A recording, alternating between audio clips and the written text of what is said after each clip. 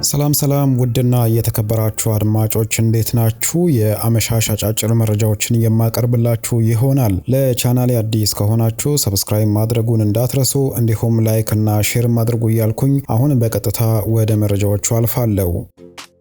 ከአርሰናል ጋር በተያያዘ እየተወራ ያለውን መረጃ በማየት የምንጀምር ነው የሚሆነው። መጀመሪያ ላይ የጋብሪኤል ማርቲኔሊን ጉዳይ እናገኛለን። አርሰናሎች ጋብሪኤል ማርቲኔሊን ለመሸጥ ማቀዳቸው እየተገለጸ ይገኛል። ተጫዋቹ በ243 ጨዋታዎች 57 ጎሎችን አስቆጥሮ 30 ጊዜ ደግሞ አሲስት ማድረግ ችሏል። በዘንድሮው ውድድር ዓመት ታዲያ 6 ጎሎችን አስቆጥሯል። ከዛ ውስጥ 5ቱን በሻምፒዮንስ ሊጉ ነው ማስቆጠር የቻለው። ጋብሪኤል ማርቲኔሊ በአርሰናል ታሪክ በሻምፒዮንስ ሊጉ በ5 ተከታታይ ጨዋታዎች ጎል ማስቆጠር የቻለ ተጫዋች ሆኗል። አትሌቲኮ ማድሪድ እና ባየር ሙኒክ ላይ ማስቆጠሩ ይታወሳል። ይሁንና ተጫዋቹ ላይ ጥያቄ የሚያነሱ አልጠፉም። ከተጫዋቹ ብቃት አለማደግ ጋር በርካቶች ጥያቄ በማንሳት ላይ ስለሚገኙ ተጫዋቹ ሊሸጥ እንደሚችል እየተገለጸ ይገኛል። ተጫዋቹን ከዚህም በፊት ለማስፈረም ታዲያ ባርሴሎና፣ ባየር ሙኒክ እና አልናስር ፍላጎት አሳይተው ነበር። አሁን ታዲያ ተጫዋቹ እንዲሸጥ በርካታ ደጋፊዎችም በመጠየቅ ላይ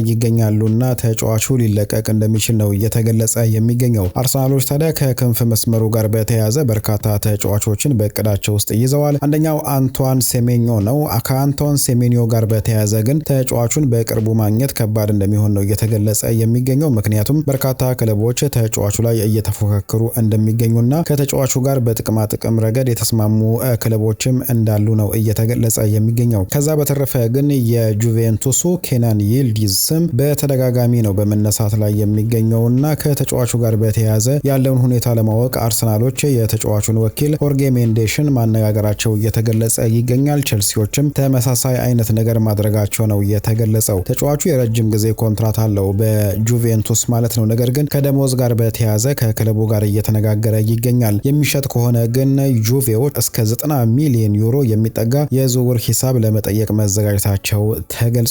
ሌላኛው አርሰናሎች እየተመለከቱት የሚገኘውና በተደጋጋሚ እየተነገረለት የሚገኘው ተጫዋች የሪያል ማድሪዱ ሮድሪጎ ነው። ሮድሪጎ ታዲያ በሪያል ማድሪድ ውስጥ በቂ የሆነ የመሰለፍ ዕድል እየተሰጠው ስለማይገኝ ክለቡን እንደሚለቅም ነው እየተገለጸ የሚገኘው። አርሰናሎች በእቅዳቸው ውስጥ ይዘውታል። ሌላኛው ተጫዋች ራፋኤል ሊያዮ ነው። ራፋኤል ሊያዮ በኤሲ ሚላን 150 ሚሊዮን ዩሮ የውል ማፍረሻ ያለው ተጫዋች ነው። ነገር ግን ኤሲ ሚላኖች ከዛ ባነሰ ዋጋ ሊሸጡት እንደሚችሉ ነው እየተገለጸ የሚገኘው። አርሰናሎች ታዲያ ጋብሪኤል ማርቲኔሊን የሚሸጡት ከሆነ እነዚህን አራቱን ተጫዋቾች እንደሚመለከቷቸው ነው የተገለጸው። አርሰናሎች በጉዳት ምክንያት በፕሪሚየር ሊጉ በከፍተኛ ደረጃ እየተጠቁ ከሚገኙ ክለቦች ውስጥ ግንባር ቀደሙ ሆኗል። አሁን ታዲያ ካለፈው ውድድር ዓመት ጀምሮ እስካሁን ባለው ሁኔታ 100 የተለያየ አይነት ጉዳት አጋጥሟቸዋል ተጫዋቾች ማለት ነው። በተደጋጋሚም እየተጎዱ እንዲሁም በረጅም ርቀት ምክንያትም ከሜዳ እየራቁ ማለት ነው። ካለፈው የውድድር ዓመት ጀምሮ 100 ጊዜ ተጫዋቾች ተጎድቶባቸዋል። በቅርቡ ለመጨረሻ ጊዜ ተጎድቶ ከሜዳ የራቀው ታዲያ ቤን ዋይት ነው። ቤን ዋይት ለአንድ ወር ገደማ ከሜዳ እንደሚርቅ ነው እየተገለጸ የሚገኘው። በጉልበትና በሃምስትሪንግ ጉዳት ምክንያት በተለያየ ጊዜ ከሜዳ የራቁ ተጫዋቾች ቀናቸውን አንድ ላይ ብንደምረው 1126 ይሆናል ማለት ነው። ክሪስቲያን ሙስኬራ፣ ጋብሪኤል ማጋሌሽ በቅርቡ በጉዳት ምክንያት ከሜዳ መራቃቸው ይታወቃል። በዚህም መሰረት ታዲያ አርሰናሎች አሁን በጤና የሚገኙላቸው 5 የተከላካይ መስመር ተጫዋቾች ብቻ ናቸው ለአራቱ ቦታ ማለት ነው። ስለዚህ አርሰናል ክሪስቲያን ኖርጋርድን ወደ ኋላ መልሶ የተጠቀመበት አጋጣሚም አለ። በአጥቂ መስመር ቦታ ላይ ተጫዋቾች ተመልሰውላቸዋል። አሁን ካይ ሃቨርስ ብቻ ነው በጉዳት ላይ የሚገኘው። ነገር ግን የተከላካይ መስመሩ በጉዳት ምክንያት አርሰናልን አሁን ጭንቀት ውስጥ እንደከተተው ነው የተገለጸውና አርሰናሎች ምናልባትም ይህንን ነገር በፍጥነት መቅረፍ የማይችሉ ከሆነ ዘንድሮም ውጤታማ ለመሆን ይቸገራሉ ሲል ነው ስካይ ስፖርትስ ያስነበበው። እንደ ምክንያት እየተጠቀሰ ያለው ታዲያ 3 ነገር ነው። አንደኛው አሰልጣኝ ሚኬል አርቴታ በልምምድ ጊዜ ከፍተኛ የሆነ የልምምድ እንቅስቃሴዎችን ይጠቀማል የሚል ሲሆን፣ ሌላው ነገር ደግሞ ታክቲካል ፍላጎቶች ናቸው። በተለይ ተጫዋቾች እየሮጡ በሚመለሱበት ሰዓት ነው የሚጎዱት። አርሰናሎች ታዲያ በታክቲካል ፍላጎት ምክንያት ለማጥቃት ሄዳሉ። ከዛ በኋላ በመልሶ ማጥቃት ሌሎች ቡድኖች ወደ ጎላቸው ሲመጡ በፍጥነት ይመለሳሉና ተጫዋቾች በዚህ በፍጥነት በሚሮጡበት ጊዜ እየተጎዱ እንደሚገኙ ነው የተገለጸው። ከሕክምናው ጋርም በተያያዘ ታዲያ ሊጤንበት እንደሚገባ ነው የተገለጸው።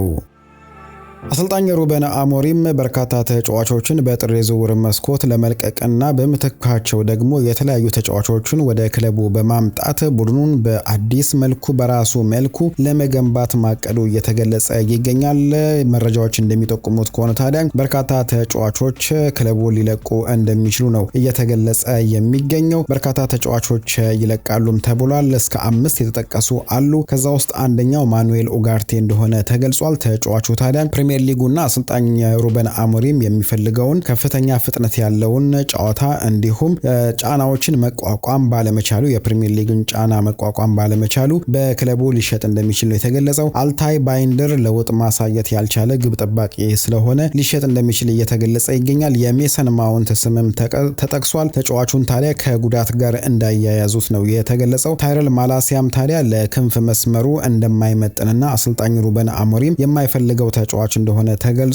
ጆሹዋ ዚርክዜ በበርካታ ክለቦች የሚፈለግ ሲሆን አሰልጣኙ በፔናልቲ ኤሪያ ውስጥ ቆሞ የሚያጠቃ ተጫዋች በመፈለጉ ጆሹዋ ዚርክዜ ደግሞ ወደ ኋላ እየተመለሰ የሚጫወት ተጫዋች በመሆኑ እሱንም ለመሸጥ ማቀዳቸው እየተገለጸ ይገኛል። እነዚህን 5ቱን ተጫዋቾች ከለቀቁ በኋላ ሌሎች ተጫዋቾችን ወደ ክለቡ ለማምጣት ጥረት እንደሚያደርግ ነው የተገለጸው። የማንቸስተር ዩናይትድ ባለስልጣናት በክለቡ ውስጥ ተቀምጦ መረጃዎችን የሚያወጣን ሰው እያጣሩ እንደሚገኙ አስታውቀዋል።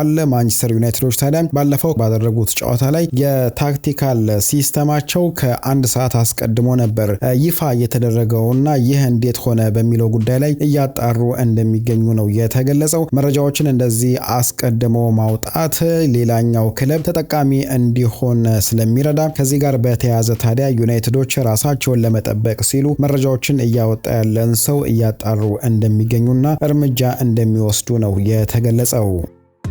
ሊቨርፑልና ማንቸስተር ሲቲ የቦርንሞዙን የክንፍ ተጫዋች አንቷን ሴሜኒዮን ለማስፈረም በጥቅማ ጥቅም ረገድ መስማማታቸው እየተገለጸ ይገኛል። ሌሎች ክለቦችም ታዲያ ተጫዋቹ ላይ ፍላጎት ማሳየታቸው ነው እየተዘገበ የሚገኘው። አንቷን ሴሜኒዮ ዘንድሮ በፕሪሚየር ሊጉ 7 ጎሎችን አስቆጥሯል። ባለፈው ከማንቸስተር ዩናይትድ ጋር በተደረገውና 4 አቻ በተለያዩበት ጨዋታ ላይም ጎል ማስቆጠሩ ይታወቃል። ጋናዊ ሁለገብ ተጫዋች ታዲያ ጋና ለአፍሪካ ዋንጫ ባለመድረሷ በጥር የዝውውር መስኮት ወይም ደግሞ በጥር ወር ቡድኑን ለማገልገል የሀገሩን ብሔራዊ ቡድን ለማገልገል ስለማይሄድ በክለቦች ተፈላጊ እንዲሆን አድርጎታል። ሊቨርፑሎች ከሞሐመድ ሳላ ጋር በተያያዘ እርግጠኛ ባለመሆናቸው ተጫዋቹን መተካት ይፈልጋሉ። ማንቸስተር ሲቲዎች ደግሞ አሰልጣኝ ፔፕ ጋርዲዮላ ለሚጠቀመው ተለዋዋጭ ስልት እንደሚፈልጉት ነው እየተዘገበ የሚገኘው። የቼልሲ፣ የአርሰናል፣ የማንቸስተር ዩናይትድ፣ የቶተንሃም ሆትስፐርስም የተጠቀሰበት ሁኔታ አለ። ነገር ግን ሊቨርፑልና ማንቸስተር ሲቲ ከተጫዋቹ ጋር በጥቅማ ጥቅም ረገድ መስማማታቸው ነው እየተገለጸ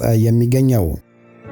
የሞሐመድ ሳላ የሊቨርፑል ቆይታ እስካሁን ታዲያ በግልጽ የታወቀ ነገር የለም። ተጫዋቹ ባለፈው ቃለ መጠይቅ ካደረገ በኋላ ለከፍተኛ ትችት መዳረጉ እንዲሁም ከቡድኑ ውጪ መደረጉ ይታወቃል። በኋላ ታዲያ ወደ ቡድኑን ተመልሶ ከብራይተን ጋር በተደረገው ጨዋታ ላይ አሲስት ማድረጉ የሚታወስ ነው። የቀድሞ የሊቨርፑል ተጫዋች የነበረውና የአማካይ ስፍራ ተጫዋቹ ዲትማር ሃማን ለሞሐመድ ሳላ ምክሩን ለግሶታልና ነገሮች ወደ መሻሻል የማያመሩ ከሆነ ተጫዋቹ ክለቡን ቢለቅ ይሻለዋል ሲል ነው የገለጸው። ሳላ ወደ ሳውዲ መሄድ የሚፈልግ አይመስለኝም። ስለዚህ ተጫዋቹ ወደ ሴሪአ ተመልሶ በተለይ ለኢንተር ሚላን በመጫወት በሴሪአው ስኬታማ መሆን ይኖርበታል ሲል ዲትማር ሃማን ገልጿል። እስካሁን ታዲያ ባለው ሁኔታ ሊቨርፑሎች ተጫዋቹን መሸጥ ስለመፈለጋቸው የተባለ ነገር የለም። ተጫዋቹም ታዲያ በዚህ በጥር የዝውውር መስኮት ክለቡን መልቀቅ ስለመፈለጉ ምንም የተባለ ነገር የለም። ሊቨርፑሎች እስከ 2027 በክለባቸው የሚያቆይ ኮንትራት አላቸው። ስለዚህ ተጫዋቹን ላለመሸጥም ሙከራ ያደርጋሉ። ቢሸጡትም እንኳን ከፍተኛ የሆነ ገንዘብ እንደሚጠይቁ ነው እየተገለጸ የሚገኘው። የቀድሞ የሊቨርፑል ተጫዋች የነበረው ዲትማር ሃማን ግን ተጫዋቹ ወደ ሴሪአ እንዲመለስ ምክሩን ለግሶታል። ቸልሲና ማንቸስተር ሲቲ የባየር ሙኒኩን ታዳጊ ካሲያኖ ኪያላን እየተመለከቱት እንደሚገኙና ከተጫዋቹ ጋር በተያያዘ ያለውን ሁኔታ ለማወቅ ጥያቄ አቅርበው ከወኪሎቹ ጋር መነጋገራቸው እየተገለጸ ይገኛል። ገና የ16 ዓመት ታዳጊ በመሆኑ ታዲያ ሲቲም ሆነ ቸልሲ ተጫዋቹን ማስፈረም አይችሉም። እስከ 18ኛው ዕድሜ ሊጠብቁት ይገባል። ባየር ሙኒኮች ታዲያ ተጫዋቹን ላለመልቀቅና አዲስ ኮንትራትም ለማስፈረም እየሰሩ እንደሚገኙ ነው የተገለጸው። በአጠቃላይ አሁን ላይ በእድሜው ከሚገኙ ምርጥ የመሃል ሜዳ ተከላካይ ተጫዋቾች ውስጥ ካሲያኖ ኪያላ አንዱ መሆኑ ነው እየተዘገበ የሚገኘው። ባየር ሙኒኮችም ታዲያ ዘንድሮ በተለያየ አጋጣሚ 7 ጊዜ ለዋናው ቡድኑ ባይሰለፍም እንኳን በማችዴ ስኳድ ውስጥ እንዲመዘገብ አድርገውታልና ምን ያህል በተጫዋቹ ብቃት ላይ እምነት እንዳላቸው የሚያሳይ ነው የሚሆነው። እንደ አጠቃላይ ታዲያ ተጫዋቹ በቅርቡ ይለቃል ተብሎ ባይጠበቅም ማንቸስተር ሲቲ እና ቼልሲ ግን ከተጫዋቹ ጋር በተያያዘ ጥያቄ ማቅረባቸውና ንግግር ማድረጋቸው ነው የተዘገበው። የአሰልጣኝ ሻቢ አሎንሶ ቆይታ እስካሁን ታዲያ በግልጽ የታወቀ ነገር የለም። አሰልጣኙ ባለፈው ከአላቬስ ጨዋታ አስቀድሞ ጨዋታውን ባያሸንፍ ሊሰናበት እንደሚችል በሰፊው ሲዘገብ ነበር። ነገር ግን ጨዋታውን ካሸነፈ በኋላ ሁኔታው ረገብ ብሏል። ቢሆንም ግን አሁንም ድረስ በአሰልጣኝ ሻቢ አሎንሶ ላይ ጥርጣሬ ያላቸው ባለስልጣናት እንዳሉ ነው እየተገለጸ የሚገኘው። ስለዚህ በቀጣይ እስከ ፈረንጆቹ አዲስ ዓመት ያሉትን ጨዋታዎች ማሸነፍ ይኖርበታል። በዛሬው ምሽት ከታላቬራ ዴላ ሬይና ጋር ኮፓ ዴል ሬይ የሚጫወት ሲሆን በስፔን ላሊጋ ደግሞ በሳምንቱ መጨረሻ ሲቪያን የሚገጥሙ ነው የሚሆነው። ስለዚህ አሰልጣኙ በእነዚህ ጨዋታዎች ላይ ውጤት ማስመዝገብ ይኖርበታል። ከዛ በተረፈም ምርጥ የሚባል ብቃት፣ ደጋፊው የሚወደውን አይነት ብቃት ማሳየት እንደሚኖርበት ነው እየተገለጸ የሚገኘው። እንዲሁም በጥር ወር በሚደረገው የስፔን ሱፐር ካፕ ላይም የተሻለ እንቅስቃሴ በማድረግ ዋንጫውን ማሸነፍ እንደሚኖርበት ነው እየተዘገበ የሚገኘው። ይህ የማይሆን ከሆነ ግን አሰልጣኙ ሊሰናበት እንደሚችል ተዘግቧል። ሪያል ማድሪዶች ግን አሁን ላይ ሌላ አዲስ አሰልጣኝ ከውጪ ለማምጣት ሳይሆን እዛው በክለብ ውስጥ የሚገኙትንና ክለቡን የሚያውቁትን ተጫዋቾች ወደ አሰልጣኝነት ለማምጣት ማቀዳቸው ተገልጿል። አልቫሮ አርቤሎዋ የመጀመሪያው ተመራጭ እንደሚሆን ነው እየተገለጸ የሚገኘው። ሳንቲያጎ ሶላሪም በእቅድ ውስጥ መያዙ ተዘግበዋል። ከዛ በተረፈ ግን የነ ዚነዲን ዚዳን እንዲሁም የርገን ክሎፕ፣ ራውል ጎንዛሌስም የተነሳ ቢሆንም እነዚህ ግለሰቦች ግን በሪያል ማድሪድ እቅድ ውስጥ እንደማይገኙ ነው የተዘገበው።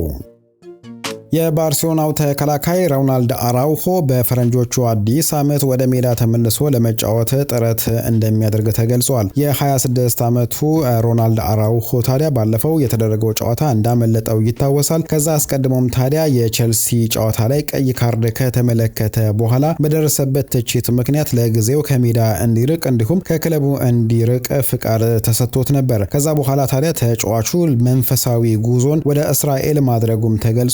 የተለያዩ ከተሞችንም መጎብኘቱ ነው እየተገለጸ የሚገኘው። አሁንም ታዲያ ተጫዋቹ የገና በዓልን ለማክበር ወደ ዩራጓይ የመሄድ ፍላጎት እንዳለው እየተገለጸ ይገኛል። በአጠቃላይ ተጫዋቹ ራሱን በጃንዋሪ 3 ከስፓኞል ጋር በሚደረገው የካታላን ደርቢ ጨዋታ ላይ መጫወት እንደሚፈልግ ነው እየተገለጸ የሚገኘው። ነገር ግን ሃንሲ ፍሊክ ከጨዋታው ክብደት አንጻር በዚህ ጨዋታ ላይ እድል ይሰጡታል ተብሎ ባይጠበቅም ተጫዋቹ ግን በዚህ ጨዋታ ወደ ሜዳ መመለስ እንደሚፈልግ ነው የተዘገበው።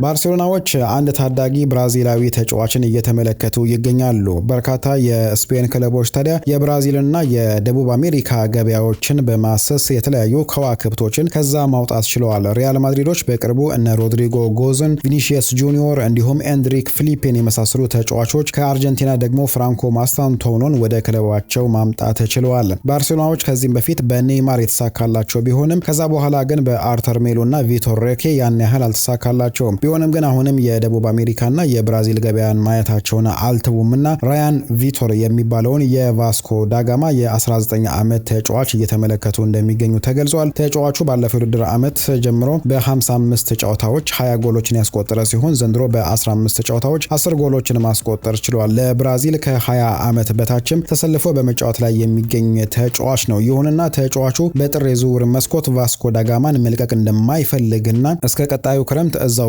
ቆየት ለብራዚል ዋናው ብሔራዊ ቡድን ለመመረጥ ጥረት እንደሚያደርግ ነው እየተገለጸ የሚገኘው። እስከ 2028 በቫስኮ ዳጋማ የሚያቆይ ኮንትራት ያለውን ተጫዋች ለመልቀቅ 40 ሚሊዮን ዩሮ ገደማ ይጠይቃሉም ነው የተባለው።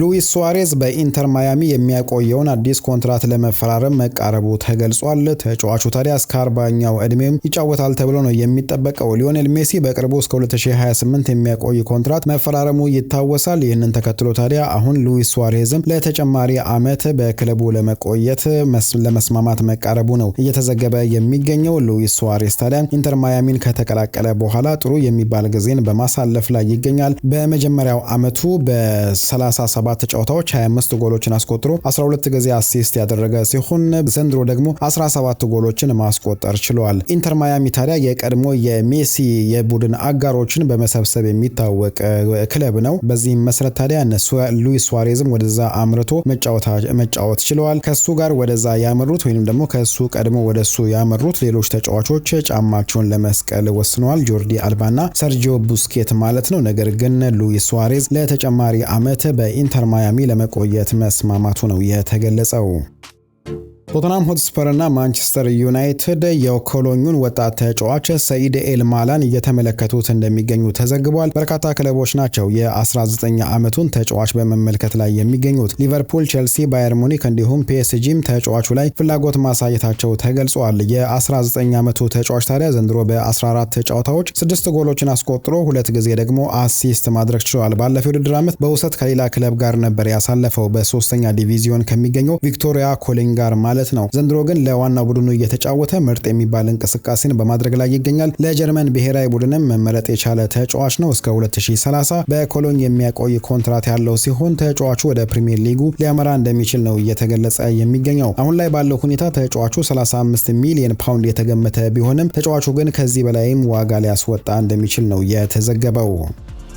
እንግዲህ አድማጮች ለዛሬ ያዘጋጀውላችሁ አጫጭር መረጃዎች በዚሁ አጠናቅቄያለሁ። በቀጣይ በሌላ ፕሮግራም እስክንገናኝ ደህና ቆዩኝ።